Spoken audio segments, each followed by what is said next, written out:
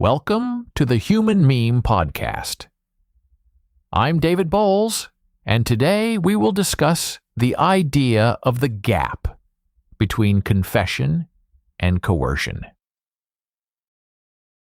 In my mind, I'm standing up. There is a story I keep returning to about a small child in the backseat of a car. His father tells him to sit down. The child keeps standing. The father tells him again, sharper this time, and the child finally drops into the seat, folds his arms, and says, "All right, I am sitting down on the outside, but in my mind, I am standing up." I have thought about that child for years, because he had found, at 4 or 5 years old, the one patch of ground that no authority on earth can take by force. His body did as it was told, and his mind stayed exactly where it was. The gap between those two, the obedient body and the unmoved mind, is the subject of the book I want to talk about today, and the reason this show exists at all. This is the Human Meme. The book is called In My Mind, I'm Standing Up, and its subject is recantation, the coerced word, the public taking back of a belief by a person who has been given no real choice. We use the word recant without hearing what is buried inside it. It comes from the Latin for singing again. To recant is to sing your own song over backward in front of the people who marched you to the microphone. A confession of error that someone else wrote. An apology the speaker does not mean in a room where everyone knows he does not mean it.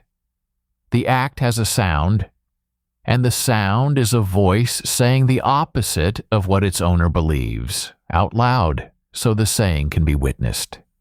Once you start listening for that sound, you hear it everywhere. It is there in 1633, when an old man kneels before the Roman Inquisition and swears the earth does not move.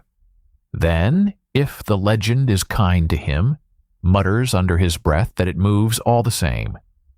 It rises again in Thomas Cranmer, who signs away his faith to save his life, and then, at the fire, takes back every word and thrusts the hand that signed the lie into the flame first. A Moscow courtroom holds the same sound, where Nikolai Bukharin confesses to crimes he never committed, in a voice so strange that people have argued ever since about what he was telling them underneath. A Hollywood hearing room holds it too, where the price of working again is the name of a friend. And it carries across a courtyard in Maoist China, where a crowd is drilled to scream a neighbor down into the dirt. Different centuries, different costumes, one act.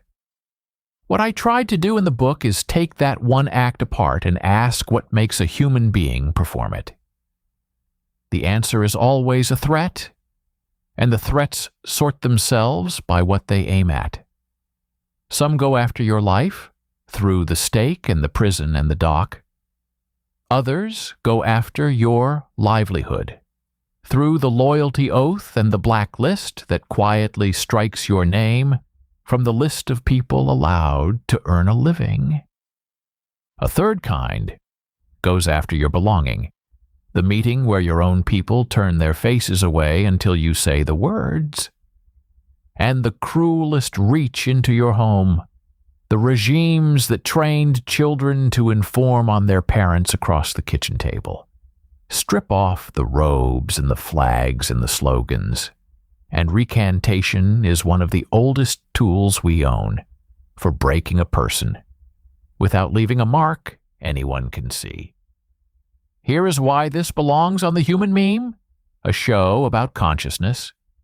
A meme, in the old and serious sense, is a unit of belief that moves from mind to mind and tries to survive. And recantation is the moment a society reaches into a single mind and tries to kill a meme by force, to make the believer unsay the thing he believes until the belief dies of shame. The finding that kept me writing is how often it fails on the inside while it succeeds on the outside. The mouth gives way, and the mind holds its ground. Belief goes underground and learns to live there. The hidden Christians of Japan kept their faith alive for 2 centuries with no priest and no church. Spanish families said the public words and lit a secret candle on Friday night. The poet Czesław Miłosz gave that inner life a name he borrowed from the Persian, the discipline of wearing a mask so completely that only you still know it is a mask.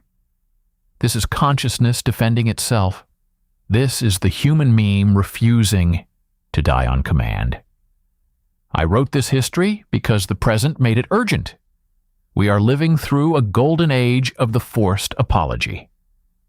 Today, the public confession lives on the screen, where a person can be made to read out an approved statement of regret, while a crowd watches to judge whether the sorrow looks real enough.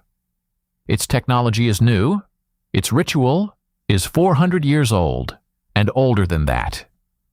The book argues, in plain words, that any society which loves the spectacle of a human being unsaying himself has already decided that obedience matters more than truth, and that is a dangerous thing for free people to love. There is a second half to this, that the powerful never expect. The act wounds the hand that demands it.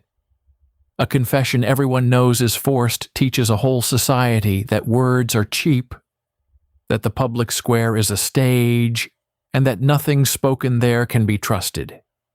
The inquisitor wins the ceremony and loses the thing ceremonies are for.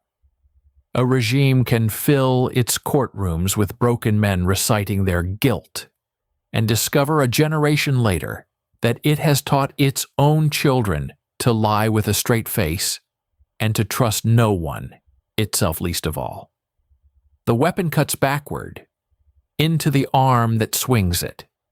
So the book is a history, and it is also a warning, and beneath both it sides with the child in the back seat.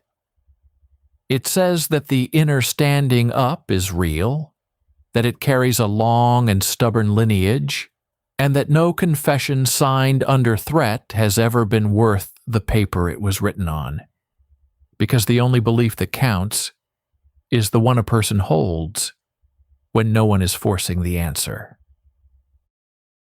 The book is called In My Mind I'm Standing Up, A History of Recantation and the Coerced Word. You can find it through David Bowles Books at bowlesbooks.com.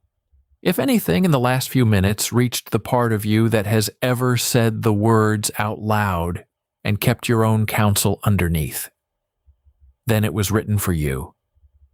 Sit down, if they make you. In your mind, keep standing. For the Human Meme Podcast, I'm David Bowles, wishing you a fine evening and a fair tomorrow. Thanks for listening. Be a human meme.